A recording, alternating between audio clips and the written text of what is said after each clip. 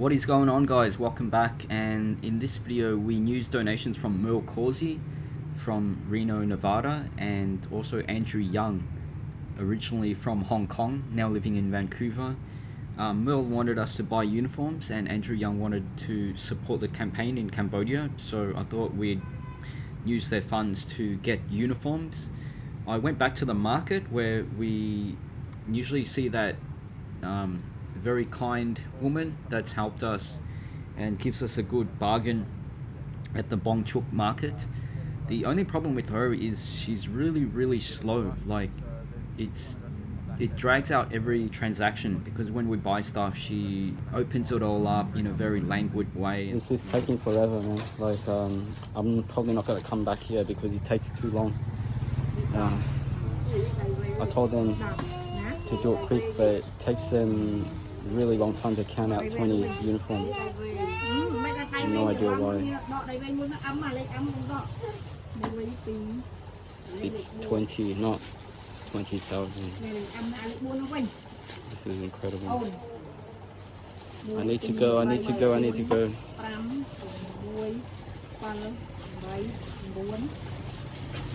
Oh my, now it's 4 o'clock.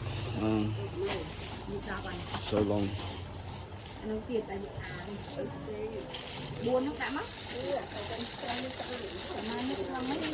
Dude, I could do this in 5 minutes, what they're doing in half an hour. Okay, I'm going to put down the phone and just do it myself. And I tried to get them to hurry up each time. I got a bit even rude or abrupt about it, saying, come on, quick, we need to get this moving. But they still just kept going at the same pace, so... He's reaching levels of comedy, man. I'm not even upset anymore. It's just like becoming like an actual comedic skit. How 20 uniforms, it's not even finished counting. There were like 2 away, and then now just some mathematical error. This is crazy, man. Oh my.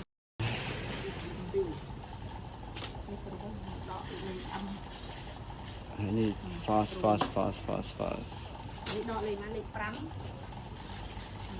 Oh Jesus. As I said last video, it is a little bit frustrating how they do business in Cambodia. Everything takes about 3 to 5 times as long as in Vietnam. In Vietnam, people are more capitalistic, ironically. They're very motivated by money, and time equals money for people in Vietnam, so they try to get everything done really quick so they can make more cash, more dongs. And in Cambodia, they're just content getting whatever they get, and they're not motivated by material wealth maybe as much. I'm not sure, maybe they are, but they don't scam nearly as much as in Vietnam, as we did in that test where I went up to a local tuk-tuk at a very touristic place, right next to the market. Looked very touristy, didn't know what I was doing, and then asked them to drive me to the Lucky supermarket, which is quite a high-end supermarket, and the guy charged me the exact same amount as the app, which was 3,000 real, which is like 75 cents. So there's a bit of leeway for him to get more. And I did the same thing in Vietnam, where I went up to a few old Xe guys who didn't have the app because I wanted to support them, because I thought the traditional Xe guys are going extinct because they don't have bikes that qualify for the Grab programs and the Gojek programs. Like, your bike needs to be at a certain level for you to get in on those apps for them to accept you. And those old guys, their bikes are basically rust buckets, and also sometimes they don't even have a phone that can be used for the ride-sharing platforms. So I often did try to support those guys, but those guys were cutthroat and ruthless. I expected them to charge more than the app because the app is very low, like for the minimum trip on Grab, it's like 14,000, which is around 60 cents, and that's up to 3 kilometers, I think, around that, or maybe less, like maybe up to 1.9 Ks or something, but basically it's very low amount. And I thought, yeah, maybe these guys would charge 20, 25, 30, but they would charge 50K for the equivalent trip of 14K. So I thought, I'm not going to pay 3 times as much. And I even showed them on the app, I said, it's, 14K, I'm willing to pay like 25, would you take that? And they said no. And these guys were really hardcore, man. They were old, wiry guys. They looked like they hadn't had a feed in 15 years, They looked like they just come out of internment camps, basically. So I went with one guy. But apart from them scamming you, they drive kind of dangerous, man. So it's hard to go with those guys. But yeah, that's just one difference that I noticed between Cambodia and Vietnam. Just the entrepreneurial nature of most Vietnamese. Vietnamese people are like this dry desert flower, You drop some cash on them and they usually try to roll that up, to something useful.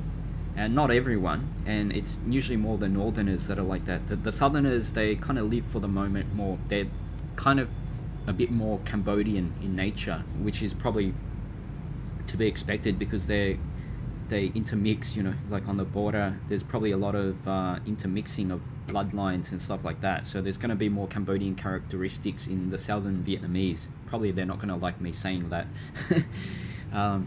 Because Vietnamese are actually quite discriminating, If you come from a poor country, then instantly they don't respect you as much as if you are a representative of a richer nation, which is why most of you, or most people, most tourists or travelers, as they like to be known these days, that come to Vietnam, they will always come out with the same opinion. Oh, Vietnamese are so friendly, but it's because they see you as high status. Usually you're from America or Australia, the UK, some kind of Anglo country, or Northern Europe.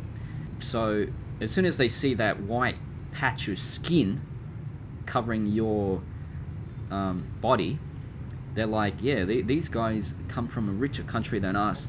We've got to pay them respects. But if you're kind of known as coming from a poorer country or like Cambodian or something, yeah, they don't really respect them as much. And probably that's some hard truths that people don't want to hear. But Vietnamese will, of course, try to spin it the other way, as always happens with the discriminating group. They try to spin it on the other group. So they will say that, and they always say to me, like, Cambodians like really don't like us, and they really discriminate against us. And they make these videos, these propaganda videos, where they nab some bumpkin Cambodian, and Cambodians are really easy to fool, basically, because the Vietnamese, no matter what their personal affiliation or feeling is, if they hate you, they're not going to go on camera and say it, because obviously they're too smart. They know that it's going to be used for something bad, and they're going to look quite bad doing that. So they're never pretty much going to say it unless you catch them like on a hidden camera, or they're just some kind of foolish bottom tier Vietnamese. But this Cambodian guy was just ripping into Vietnamese, man. This is they just don't like Vietnam people. I don't know. Because only like they just take our stuff, our job too, Saying, oh yeah, I despise them because they come here and they take our jobs and they make a lot of money, but they don't help anyone, they don't help locals. And then this Vietnamese guy that was filming it was like, oh, thank you for your time, you've been really great. And then he uploaded it in Vietnamese saying, Cambodians hate Vietnamese. I mean, that's just really exploitative, I think, because even if people are discriminatory, like people often say the Japanese are the R word, it's how that is expressed that is the main concern. Because, like, in my view, every race discriminates, so it's not even a problem for me. It's not a thing that exists, the R word, because if everyone does it, then it doesn't make sense as a concept. It doesn't exist. If it's everywhere, it's ubiquitous, then why focus on it? It's just the way that it's expressed. Like discrimination in the US against Asians, whatever, you'll get punched, kicked, actually abused. lose your life kind of thing. Whereas discrimination in Asia, it's just like they don't marry you into the higher class families. You know what I mean? It's just very, like, nothing ends up happening to you. So people will say stuff like, oh yeah, we can discriminate against them here because in their country they do it to us. But in Asia, when they discriminate against you, it's like the soft cop way. You know what I mean? It's just like nothing happens to you. It's kind of like Muslims in Indonesia. They're like kind of soft cop versions. You know what I mean? Like they don't do anything really aggro. Whereas in the Middle East, obviously there's been a lot of problems in the US and stuff like that. Anyway, we're trading into dangerous territory, so I'll back out and go back to the video. We got Mel Causey and Andrew Young's donations out there, got the uniforms. One of the main motivations for me doing that was pani. Like, that's another thing, like I was saying, Cambodians are very primal, man. Like, you can see their emotions on their faces, which is good when they're happy, and, you know, we got lots of good reactions. Like, when they're grateful, they're good. And I know it's just very memorable when the kids are happy, you know, like you can see it on their faces.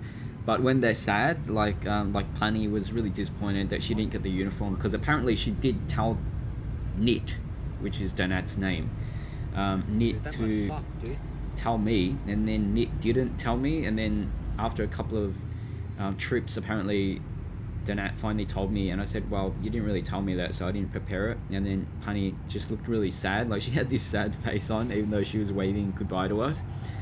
So well, it tugged on my heartstrings a bit, so I thought, yeah, we got to do something with Pani, because she's just pure of heart right now. As I wrote in the description last video as well, like, I think their mum's kind of a bad influence.